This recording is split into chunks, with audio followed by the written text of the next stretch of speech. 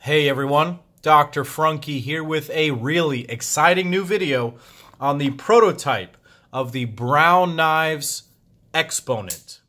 This is a brand new front flipper featuring some very amazing things, and we're going to get into the details and talk about this knife and look at it in high definition.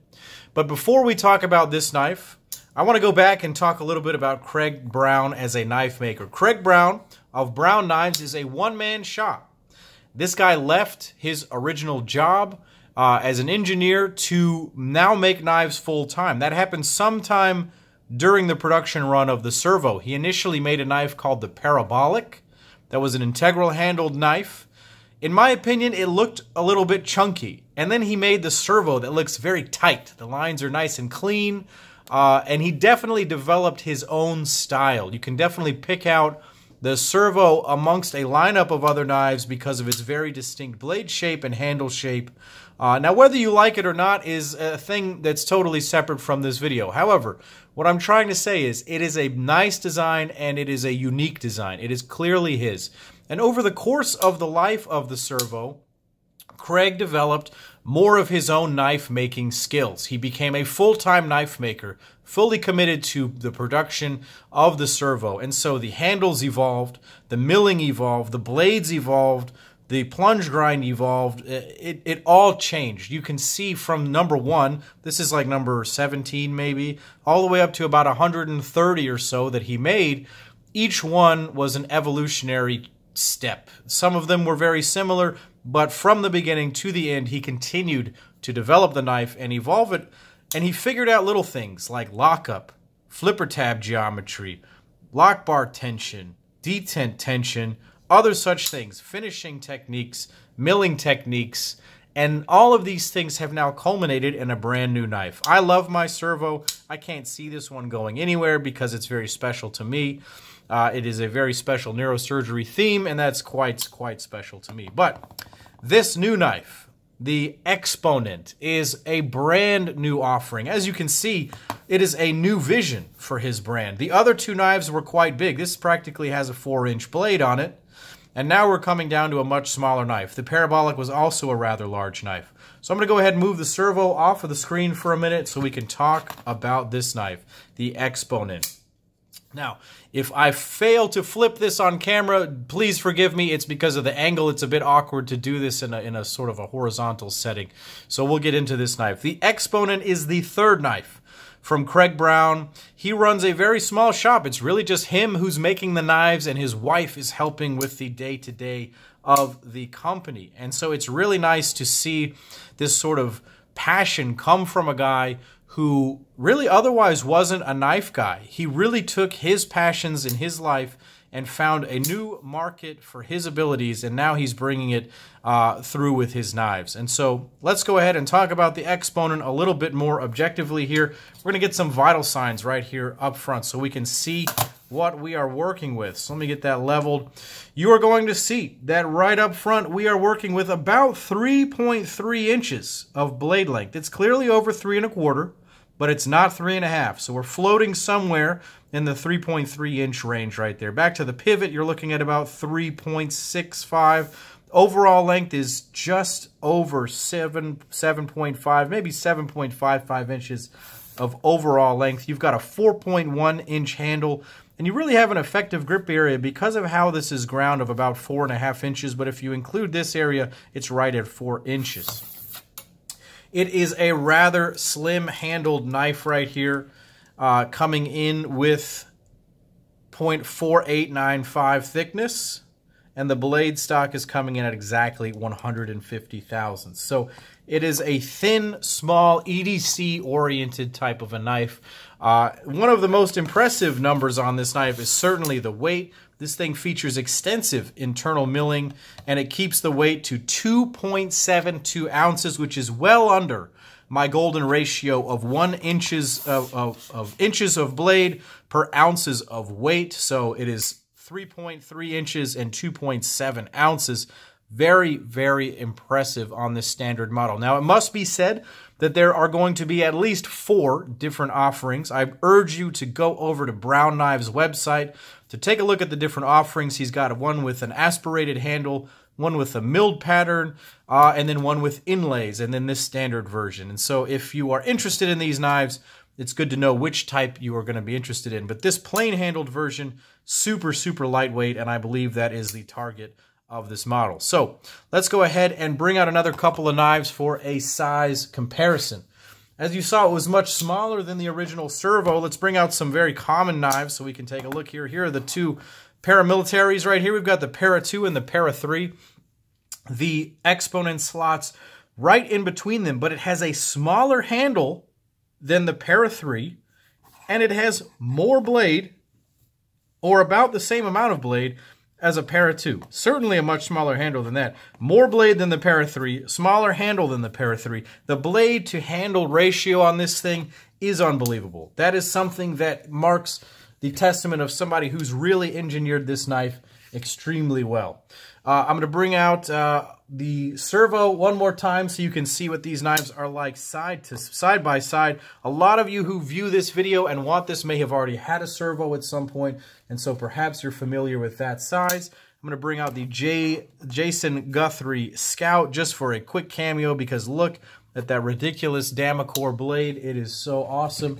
How about a recent knife just for fun? This is the Adam Purvis Progeny. So this is coming in right at about the same size as that Progeny is, and so that's pretty curious. So I wanted to just go ahead and thank my patrons for doing this. I have a Patreon set up. You may have seen that video. This is the next knife that will be given away to those guys and featured on the channel, definitely. So thank you for that.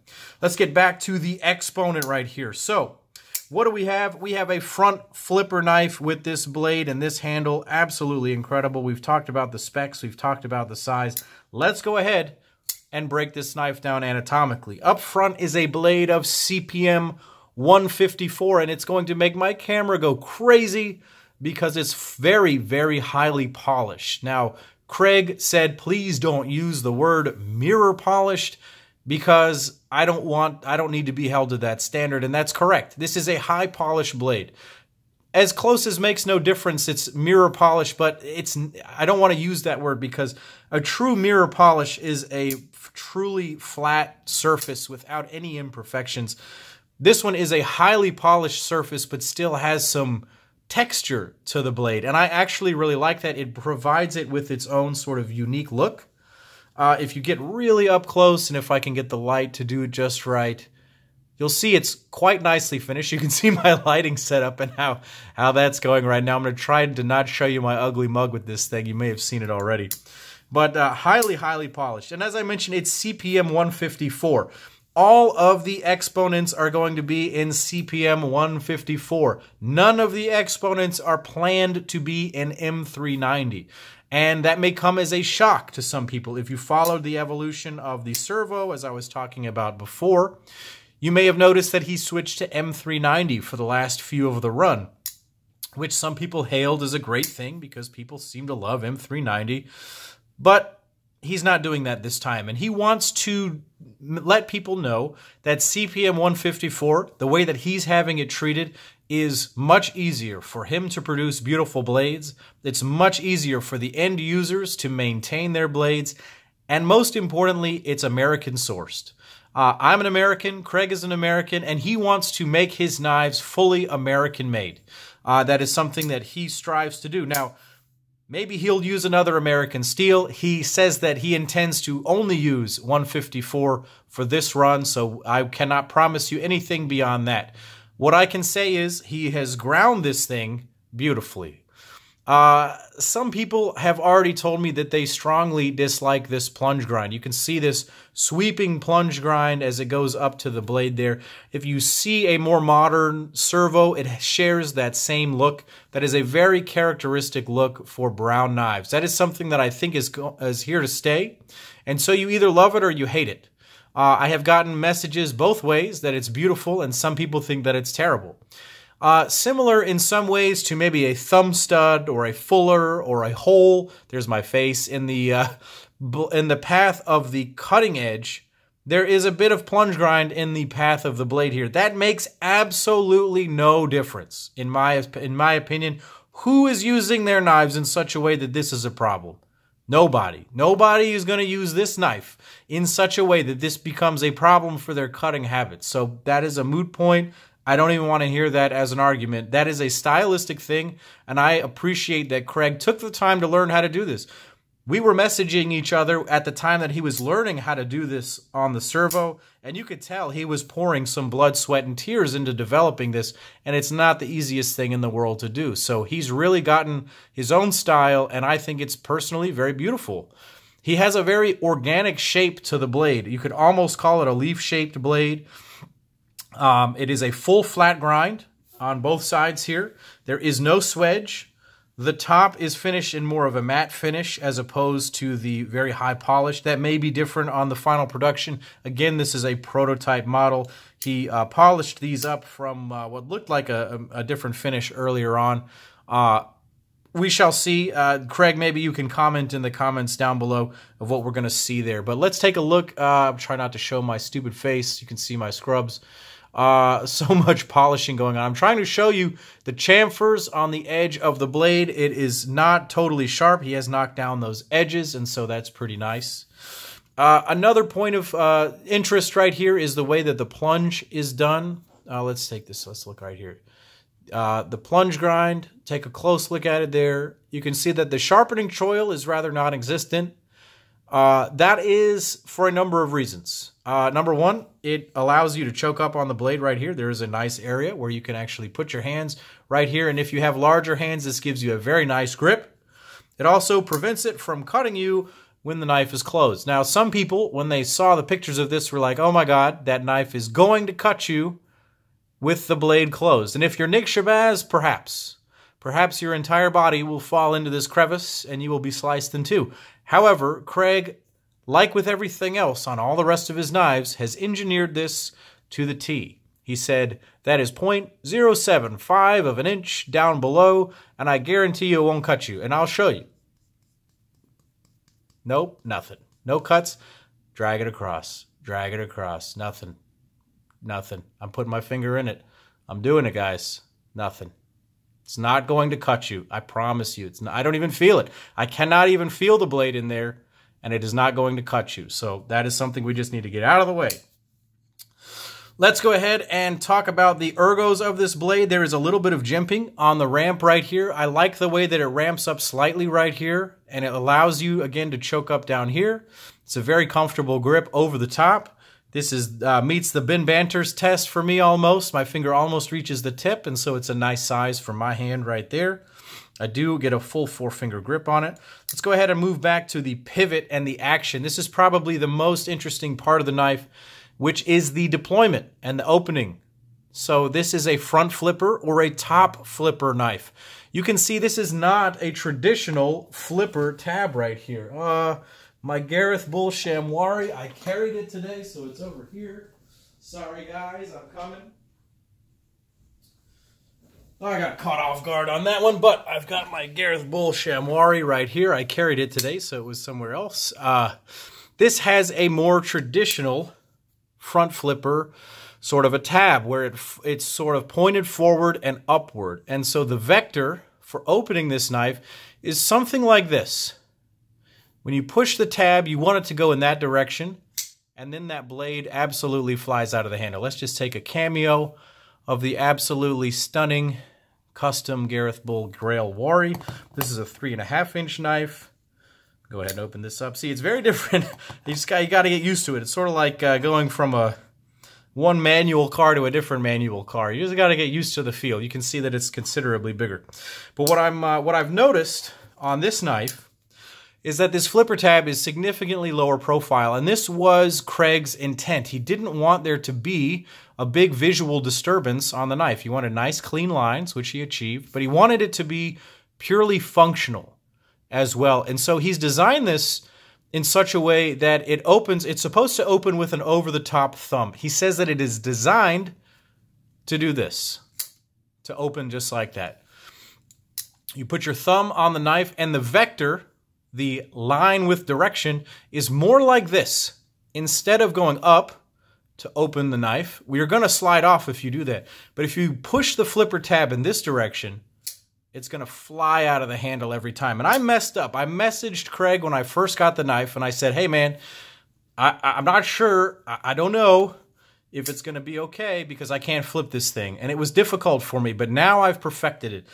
These front flippers, you just have to understand that each one has its own very different way of opening. I could hand you 2 different Gareth Bulls and they have slightly different ways of opening. You put a Gareth Bull, a Booze Blade Smoke, a busker, and then this knife on a table, all of them are going to open differently, and you're going to have to learn how to open each one of those knives, and certainly you're going to have to learn how to open this one. If you are not a fan of front flipping knives, you are not going to be a fan of this knife because it's a little bit challenging in terms of the dexterity. I'm not saying that it is difficult, but if you do not enjoy a simple front flipper like a chamois, you may not enjoy this because this requires even more manual dexterity, but it does fly out of the handle. And what you get is a multi-purpose flipper. So I can put my finger on the front of that flipper tab on the point right here, and I can push it back, and it opens. I can put the meat of my thumb on the jimping of the flipper tab like this, instead of on the tip, and I can pull it back, all the same. And then you can easily reach over with your finger and pull it open very quickly. So the top flip with the index finger is certainly there, and all of the rest of these openings, and so it becomes very quickly one of the best fidget toys that I've had in terms of a knife. It's not the easiest thing in the world. You really have to learn how to hold it. You have to not touch the lock bar. This was something that was also present on the servo. If you do touch the lock bar, it becomes very difficult to open, but not impossible. The way that Craig describes it is to put 3 fingers onto the clip and then to reach up and flip it over. My hand really isn't long enough to do that. I'm able to put 2 fingers on the clip and then open the guy up just like this. I'm trying to do it like he said. I have my own grip that allows it to fly open. I think that everyone is going to have a unique grip on this to make it work, but I'll tell you, it has an amazing action. And now let's talk about another interesting piece, the pivot and the internal hardware of the pivot. Craig has implemented his own multi-row bearing system that he has made proprietarily. I believe that it is ceramic balls within Nylotron washers, or nitinol washers, something like that.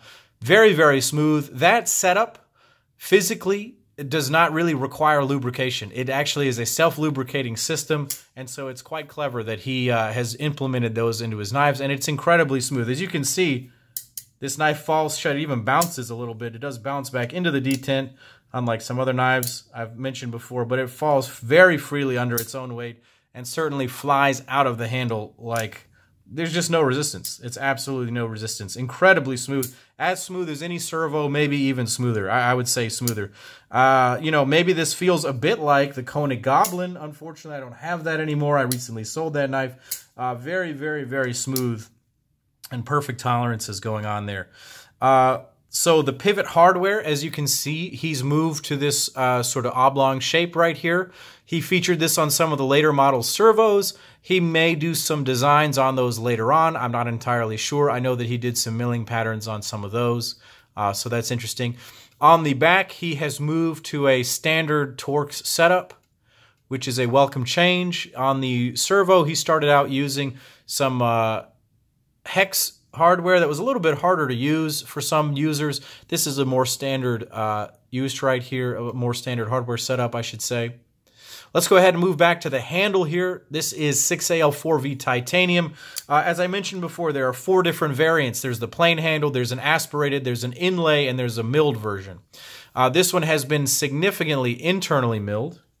Let's see if I have a light handy. Here we go.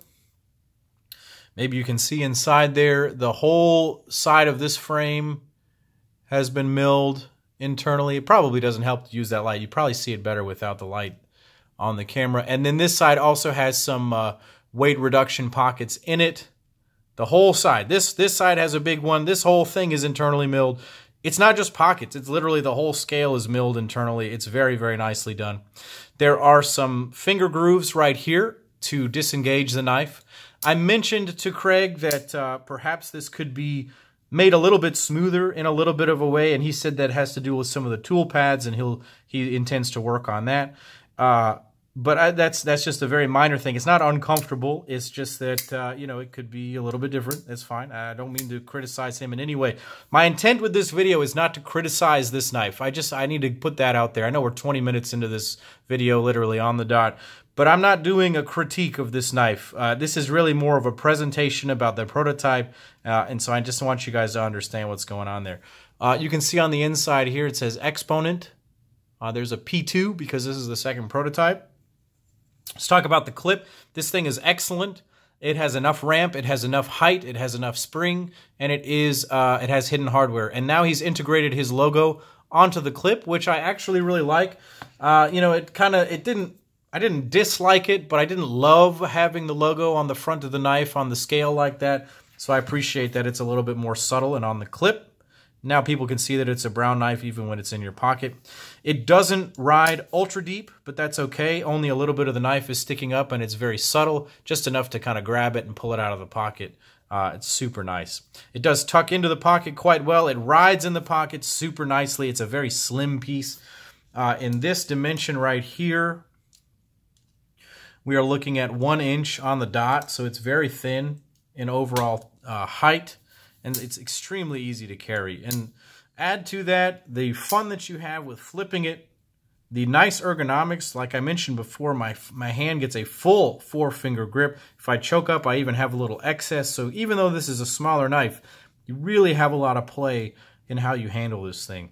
So I didn't mention that there is a steel lock bar insert. This one is also functioning as the over travel stop. On the servo, he used the Hinderer style over travel stop with the disc. And on this one, he's integrated it into the steel over lock bar insert, which is very nice. So that also means that this will not wear down over time in terms of the lock interface. Lockup is early. I did try a spine whack on this. I know that lockup was sometimes a bit of an issue on the early servos. On the later servos, it most certainly was not. It is not an issue on this. As I mentioned, during the evolution of the servo, Craig really perfected his craft, and he's really made a solid knife here, guys. So my initial impressions on this prototype are very strong. Sorry, I just showed you my face again. The prototype, I'll just say it again, this is not necessarily an exact replica of the production knife, but it is 98% of what that knife will be. And it's really nice. It's really cool.